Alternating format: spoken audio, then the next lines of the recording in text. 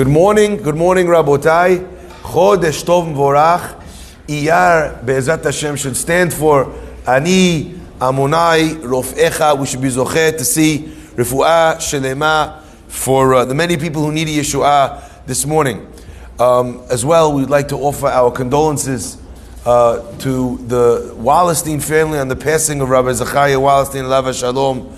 Tremendous Mefitz Torah, a person who spread Torah in a huge way for decades and pioneered many of the techniques and the lanes of Pirsum Torah across the communities.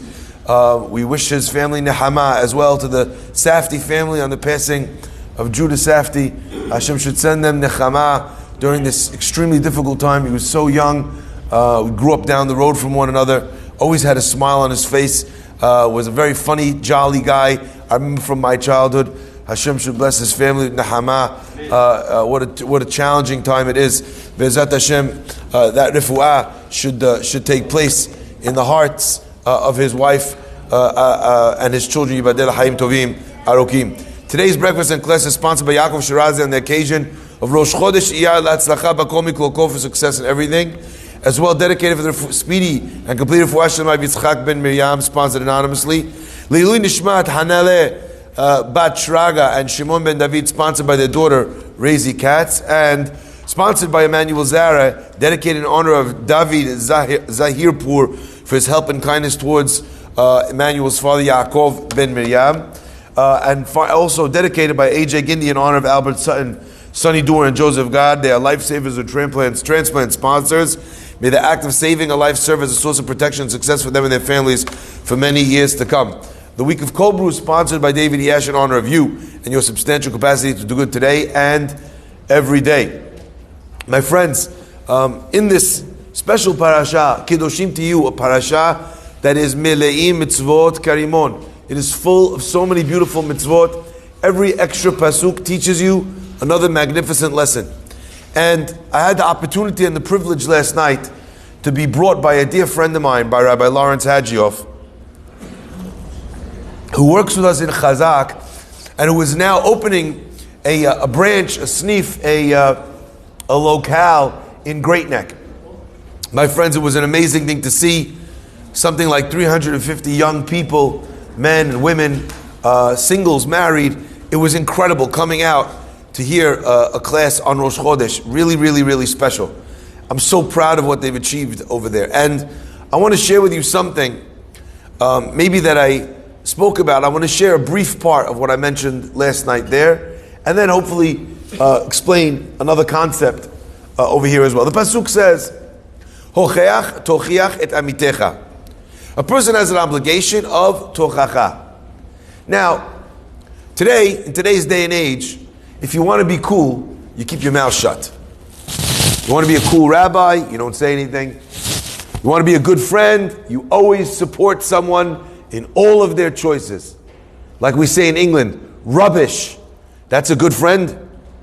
You have a person who's developing a problem, turning into an alcoholic. Just be cool. Just be cool with it. Don't say anything. You're going to be that annoying friend that points out that they need to get help. That's what a friend is. Yes, that's what a friend is. A random stranger who doesn't care what you do with your life could keep their mouth shut and be cool. But if you care about someone and you see they're doing something wrong, the Torah tells you, you see something, say something. Hocheach tochiach lamitecha. Someone is disrespecting the Beit HaKnesset. They're speaking nonstop. It's so uncomfortable to tell them, You know what that means? After. Let's speak after. No, I don't want to be that guy. I don't want to be that person. The Torah says you have to be that guy. Hocheach tochiach et amitecha. V'lo tisa alav chet. Lo tisa alav chet is a tricky phrase to translate. Hocheach tochiach et amitecha means you shall surely rebuke your friend. You shall surely rebuke et amitecha, your friend. V'lo tisa alav chet. And you shall not carry alav chet, on him a sin. Now there's many interpretations to that second part of the pasuk, but the simple explanation is, don't carry alav for him a sin. If he's talking and you should say something and you know better and you don't say something, HaKadosh Baruch Hu considers it as if you did the avon. Your friends want to go out. Yeah, sure, I'm going to go out with them. I'm kosher. I'm not eating non-kosher. I'm just going to have Diet Coke. But they're not eating kosher. And you know that they're on the level. I'm not saying when someone's not holding there. That's something else. You know, you need to always bring someone with love, accept them, love them, whatever they're doing. If you know better, and you know that they know better, and they just drop their standards. Why? They don't even know why. You have to say something. It's a mitzvah in the Torah. V'lo tisa alav chet, and don't carry their sin. In Shamayim, all of a sudden you get there after 120, and God says, why'd you eat here? And you're thinking, eat here? My whole life I wanted to eat there. I never ate a single thing there. All my friends ate there. And God's going to say, exactly, on your cheshbon. It was on your tab. This round's on you. Lo tisa alav chet. I didn't make this up, by the way. This is not me being hardcore, super religious, black hatty.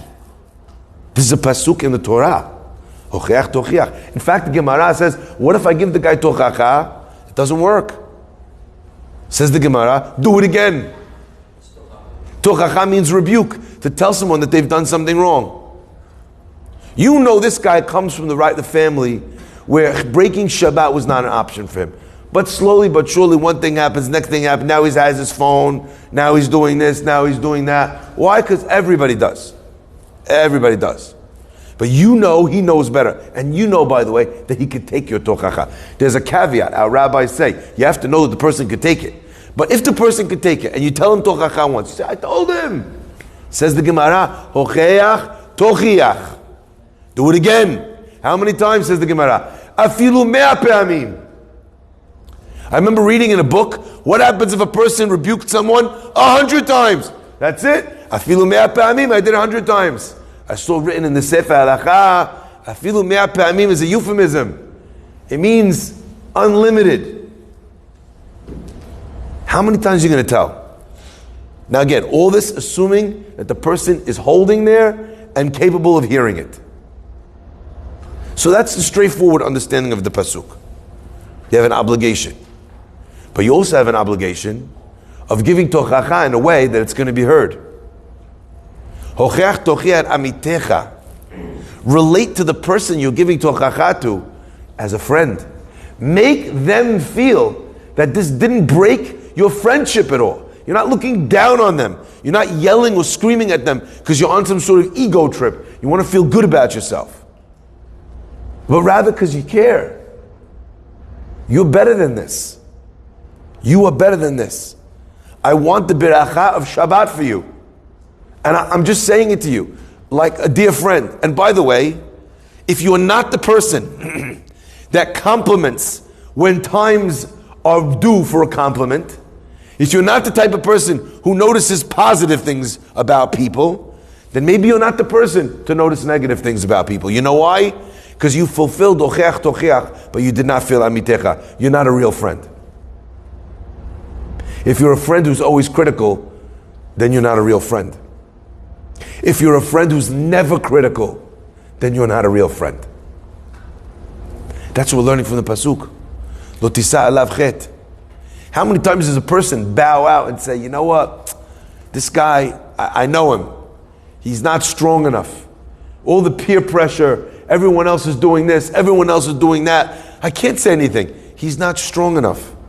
Say the chachamim, lo tisa alav chet. Don't raise the chet above him. Don't make the sin stronger than him. Think of him as being the type of person that can conquer, that does have the power. But my friends, what I wanted to speak to you today about is another line of understanding and of thinking in this pasuk. a magnificent concept. The Chachamim say that when a person witnesses a sin that someone is doing in front of them, they have an obligation to ask themselves, why was I exposed to this avon? They tell a story about how the Baal Shem Tov one time, he witnessed Chilul Shabbat publicly. And he started crying and he said, what did I do that this happened to me, that I should witness this? And he started going through each and every one of his actions until eventually he realized that there had been a person who had belittled a Talmid Chacham in front of him, and the Baal Shem Tov hadn't said anything. Maybe because he thought like this, he thought he's going to get the guy angrier, he thought this, he thought that, but for whatever reason, he didn't say anything. What's the connection between the kavod of a Talmid Chacham and the kavod of Shabbat? They are both, my friends, sources of spirituality. And if you do not pay attention to Kedusha in one, you will not pay attention to Kedusha in another. See the class that we spoke about last week in the name of Hatam Sofer by Nadav and Avihu. My friends, I'm not here to go into the sins of the Baal Shem Tov, because the Baal Shem Tov's sins are our mitzvot. If only we should be zochet to one day sin like the Baal Shem Tov. But what I am here to talk about is that perhaps there's another understanding here. Hocheach tochiach. You're going to give rebuke. There's two rebukes in every rebuke that you give. One rebuke is the rebuke you give them. Tochiach is the second rebuke you give yourself. What am I doing that God exposed this specific sin to me? Now, on an esoteric level, on a spiritual level, that means that I need to improve if I was forced to see something like this. But my friends, I want to talk about a much more practical understanding. The Torah, you see, places an incredible premium on the word responsibility. In fact, my rabbi always used to say that when we say Ashamnu, Bagadnu, Gazalnu, most people translate the word Ashamnu, they say it means we're guilty. But my rabbi used to say a little bit of a different explanation. He said Ashamnu means not so much we're guilty, but we are responsible. My friends, peer pressure works both ways. And if friends can bring you down, then friends can bring you up. And if you're in the scope of someone that you have something to say to, because this is on you to give tochacha, you also have to ask yourself, how is it that I have not been a better friend? I have not been a better influence. Maybe I'm not inviting them around my house enough for Shabbat. Maybe I'm not cajoling him enough to bring him to a Torah class. I know many people, they told me, Rabbi, I'd like to do a class in my house. I said, come to the class in the shul. Why do I have to do a class in your house? The guy says, not for me, Rabbi. I come to the class in the shul, you know that. He says, but I have 2 or 3 friends. They'll never step foot in the shul. But if I have a class in my house, I can invite them to my house and they can't tell me no. That's a person who's thinking about the growth of their friends, of their community. My friends, we have a responsibility to those around us. Hocheach tochiach et amitecha. The literal way of giving tochacha to your friend is by going up to him and saying, you did something wrong. But there is a much more effective way of giving tochacha to your friend. And that is by modeling the behavior that you hope that they'll see, that they'll act, that they'll do. I remember one time I saw a Sadiq in Jerusalem. I don't know his name. I only know he's a tzaddik because I used to watch him pray. We prayed in the same minyan. And when a person prays the way he was praying, I know he's a tzaddik. One day, I see him walk in. There were some candy wrappers on the floor in the shul. He was an old man. He walked in. The first thing he did was he got down and he's picking up all the candy wrappers by the bima. They must have had a simcha in the shul. If ever I needed any more convincing the guy was a righteous tzaddik man, you all know that's a big thing for me. I learned from my father. The person that's willing to become a garbage man for God's honor, that's a holy man. That's a special man. So this guy's a tzaddik. He picks up all the garbage. My friends, I want to share with you something unbelievable. Puts it in his pocket. He didn't throw it in the garbage. Puts it in his pocket.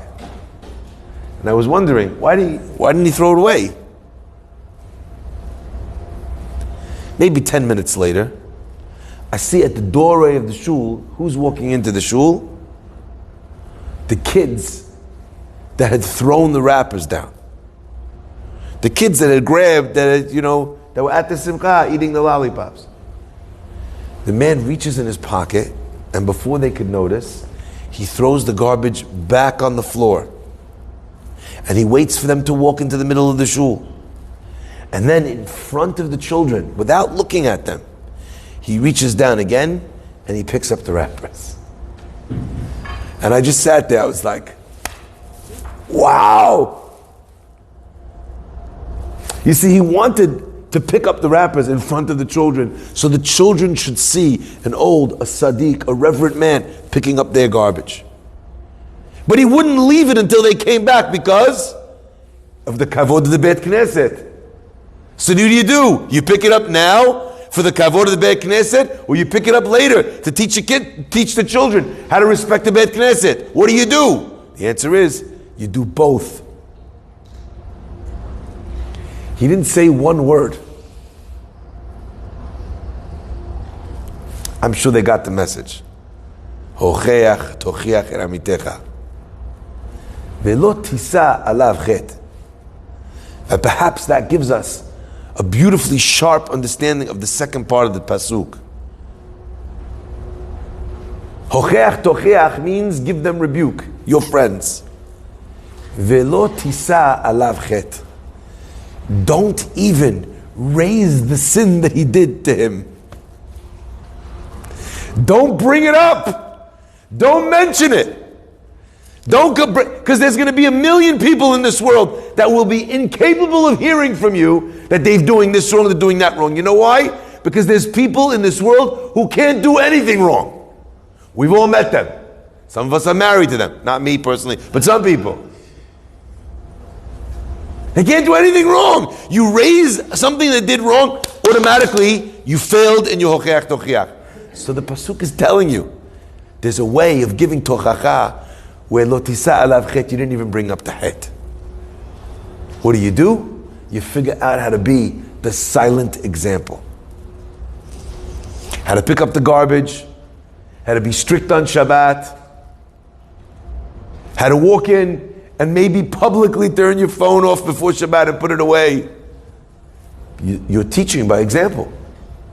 And you know what the advantage of teaching by example is? You never have to tell the guy who can't be wrong, you're wrong. It's so much easier to learn than to admit. Hashem should bless us to be tochiach, our children, and to accept on ourselves that if my child didn't learn this, if my friend, my family, my community didn't learn this, I'm not doing enough to be the flag bearer, to wave the flag for whatever it might be. I'm not doing enough to be able to illustrate, to show people a better way. Hocheach tochiach, hocheach tochiach, lo tisa alav chet. Act it, show it, be it. And then, Be'ezrat Hashem, the people will follow in the ways, and it will be easy to do so. Divrei chachamim, says the pasuk, benachat, the words of the wise are heard when they are gentle. And there is nothing more gentle than silence. Do the action. Show them the way it's done. And then they, Be'ezrat Hashem, will follow in your footsteps. Baruch Adonai Le'olam. Amen.